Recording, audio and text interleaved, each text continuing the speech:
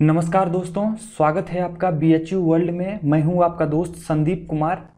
दोस्तों, पिछले कुछ दिनों से मैं एक आपके सामने संजीवनी एपिसोड लेकर के आया हूं, जिसके अंतर्गत BHU BA एवं सोशल साइंस के प्रश्नों को डिस्कस करता हूं, उससे संबंधित टिप्स आपके सामने देता हूं।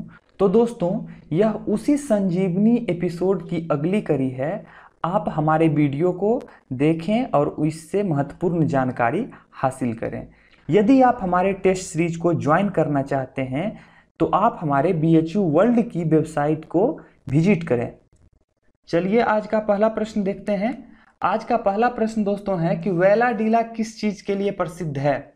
वैलाडीला प्रसिद्ध पूछ रहा है, तो इसमें दिया हुआ ही उत्तर है कि वैलाडीला जो है लौह अयस्क उत्पादन यानी आयरन ओर के लिए संबंधित है। लेकिन कभी कभी प्रश्न यह भी पूछे गए हैं कि बतलाइए वैलाडीला किस राज्य से संबंधित है। आपको स्टेट का नाम पूछ दिया जाएगा। तो आप दोस्तों स्टेट का नाम हमें कमेंट बॉक्स में देख करके सर्च करके बताएंगे कि वैलाडीला जो है किस राज्य में अवस्थित है और लौह अयस्क के लिए तो उत्पादन से संबंधित है, ये तो मैंने आपको बतला ही दिया हूं। चलिए अगला प्रश्न देखता हूं। अगला प्रश्न है दोस्तों कि कौन सा इनमें से सही है। कभी कभी गलत भी पूछ देता है, इस चीज को आपको ध्यान में रखना है। सही पूछा गया है तो आप सबसे पहले सेल्स को एक तरफ रखेंगे, यानी विक्रय को एक तरफ, और विक्रय इक्वल टू क्या होता है उसे आप देखें। तो दोस्तों विक्रय इक्वल टू होता है gross profit plus direct expenses plus purchase plus opening stock minus closing stock, यानी कि सकल लाभ प्लस प्रत्यक्ष व्यय प्लस क्रय प्लस प्रारंभिक रहतिया माइनस अंतिम रहतिया इक्वल टू क्या होता है विक्रय। ओपनिंग स्टॉक क्लोजिंग स्टॉक को आप देख लेंगे कि क्या होता है ये। हालांकि ये आपसे संबंधित नहीं है, ये प्रश्न हमें नहीं लगता है पूछेगा, लेकिन फिर भी मैंने आपको ये बतला दिया हूं। और ये दूसरे चीजों से संबंधित है, ये BA से संबंधित प्रश्न है भी नहीं। चलिए अगला प्रश्न देखता हूं दोस्तों। कुल परिवर्तनशील लागत में वृद्धि का कारण क्या है। देखिए दोस्तों, increase in total cost, increase in total cost आपसे पूछ रहा है इज ड्यू टू। देखिए दोस्तों, टोटल कॉस्ट क्या होता है। टोटल कॉस्ट इक्वल टू कुल लागत को अगर हमको लिखना है तो हमारे पास दो तरह के लागत होते हैं। अब पहले लागत को समझिए किस किस तरह के लागत होते हैं। एक होता है फिक्स्ड और एक होता है वेरिएबल, यानी एक हुआ जो स्थिर लागत है और दूसरा क्या हुआ, दूसरा कौन सी लागत हुई, दूसरी हुई जो बदलते रहती है, ऊपर नीचे जाते रहती है। तो टोटल कॉस्ट इक्वल टू हम क्या लिखेंगे, fixed cost plus variable cost. और क्या कह रहा है, टोटल कॉस्ट में हमें क्या करना है, इंक्रीज करना है, यानी वेरिएबल कॉस्ट में हमको क्या करना पड़ेगा, इंक्रीज करना पड़ेगा। और जनरली वेरिएबल कॉस्ट में इंक्रीज करने का मतलब है कि जब आप उत्पादन में वृद्धि करते हैं तभी जाकर के टोटल कॉस्ट में क्या होगी, वृद्धि होगी। वेरिएबल कॉस्ट प्रोडक्शन से संबंधित होता है, क्योंकि आप उत्पादन अगर ज्यादा करना चाहेंगे तो वेरिएबल कॉस्ट इंक्रीज कर जाएगा आपका, और जब वेरिएबल कॉस्ट इंक्रीज करेगा यानी टोटल कॉस्ट क्या होगा, वो इंक्रीज कर जाएगा। ये फार्मूला आप याद रखेंगे, ये फार्मूला भी आपसे पूछा जा सकता है। चलिए अगला प्रश्न देखते हैं दोस्तों।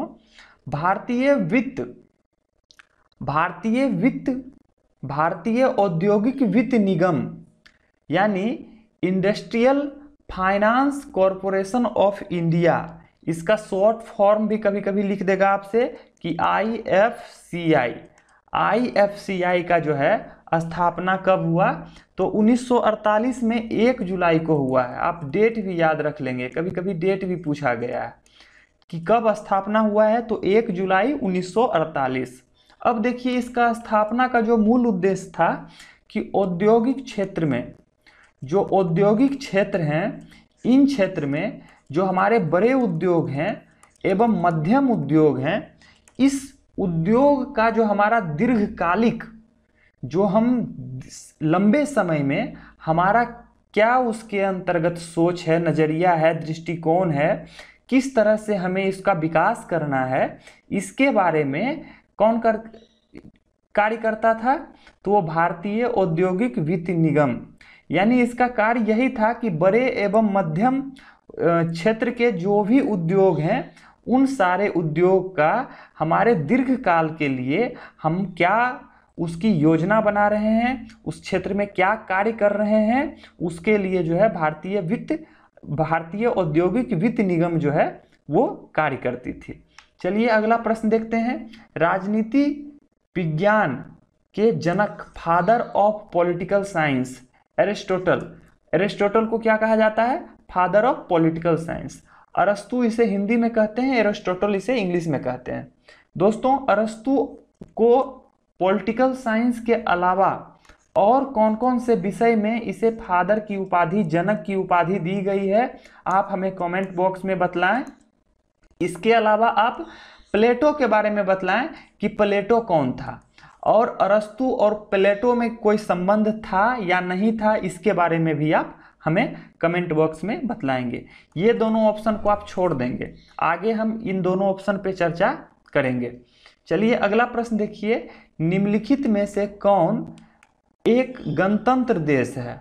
यानी रिपब्लिक, अपने नाम के आगे जनरली अधिकांश देश रिपब्लिक लिखते हैं, तो इसमें जो ऑप्शन दिए गए हैं इस ऑप्शन में कौन सा देश अपने को रिपब्लिक कहता है या रिपब्लिक है? वो है कनाडा। और दोस्तों आपको ऑस्ट्रेलिया, यूके और फ्रांस ये किस तरह के देश हैं, ये भी आप सर्च करके हमें बतलाएं कि क्या ये मोनार्की को फॉलो करता है, क्या ये राजतंत्र को फॉलो करता है, क्या फॉलो करता है, इसके बारे में आप हमें कमेंट बॉक्स में बतलाइए। चलिए अगला प्रश्न देखते हैं कि हिंद स्वराज नामक पुस्तक के लेखक कौन हैं? दोस्तों महात्मा गांधी ने हिंद स्वराज को लिखा है, लेकिन दोस्तों प्रश्न आपसे यह नहीं पूछेगा कि महात्मा गांधी ने हिंद स्वराज को लिखा है या फिर किसी और अन्य ने लिखा है। आपसे प्रश्न यह भी बन सकता है कि यह कब लिखा गया। पहला प्रश्न इसका क्या होगा कि यह कब लिखा गया। दूसरा, किस जगह पे लिखा गया? महात्मा गांधी ने हिंद स्वराज की रचना किसी जेल में शायद की है। आप बतलाएंगे किस जगह पे हिंद स्वराज की रचना की गई थी, मतलब जिस समय रचना किए थे इन्होंने उस समय महात्मा गांधी कहाँ थे। और तीसरी प्रश्न इससे यह भी पूछा जा सकता है आपसे कि बतलाइए कि हिंद स्वराज की भाषा कौन सी है? ये गुजराती भाषा में है, हिंदी भाषा में है, तमिल भाषा में है, तेलुगु में है, किस भाषा में है?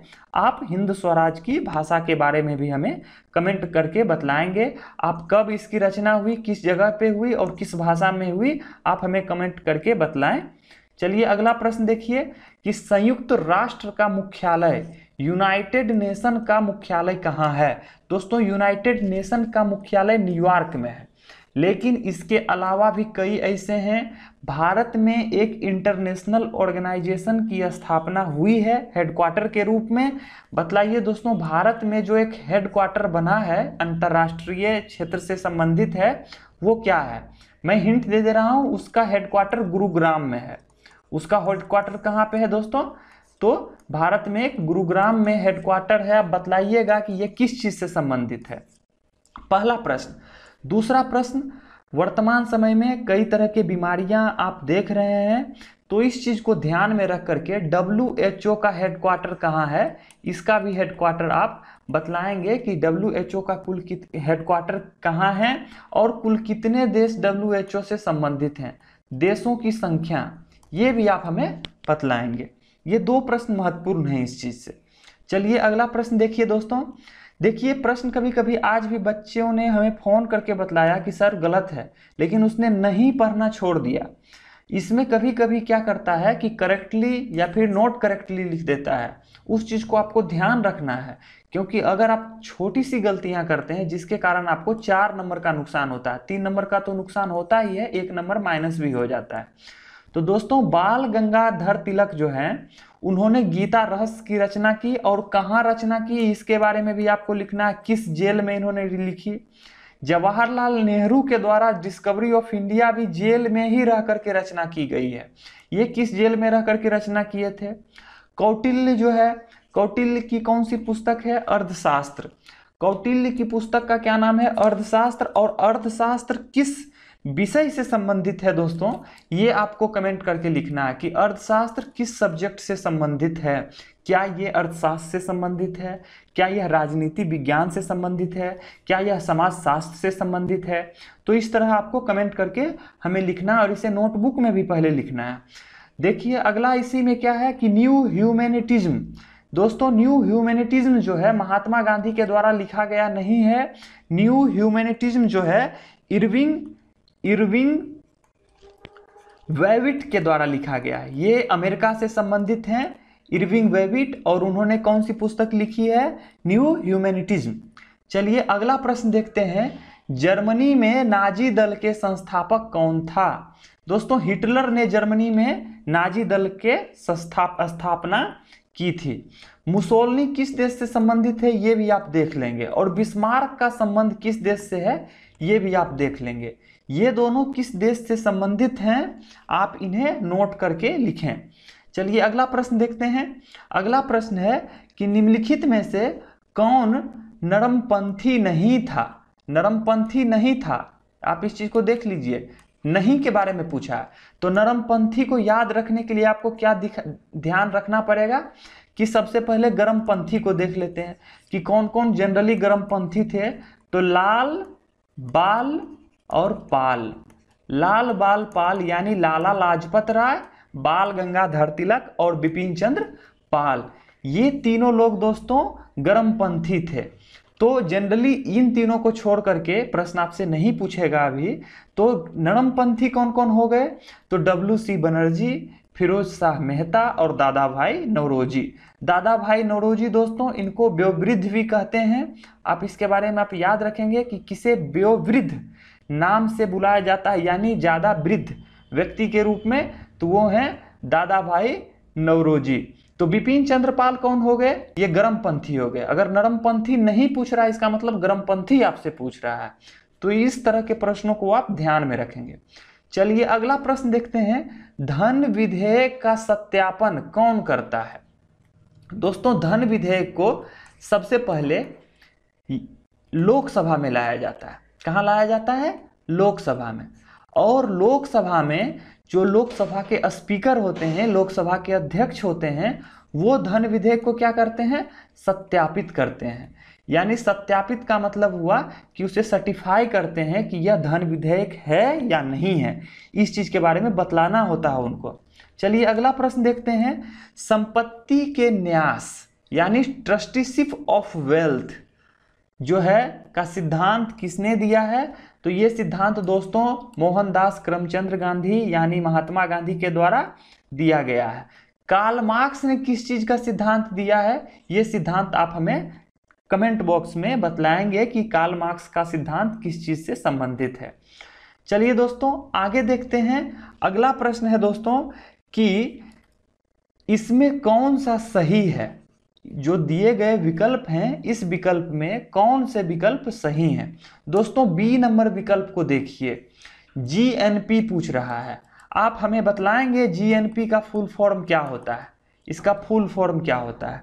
और सी दोस्तों कंजप्शन को कहते हैं, आई जो है इन्वेस्टमेंट को कहते हैं, जी कहते हैं गवर्नमेंट एक्सपेंडिचर का, जो गवर्नमेंट हमारा एक्सपेंडिचर करता है धन के रूप में वो, और एक्स माइनस एम जो है ये कहलाता है नेट इनकम फ्रॉम अब्रॉड।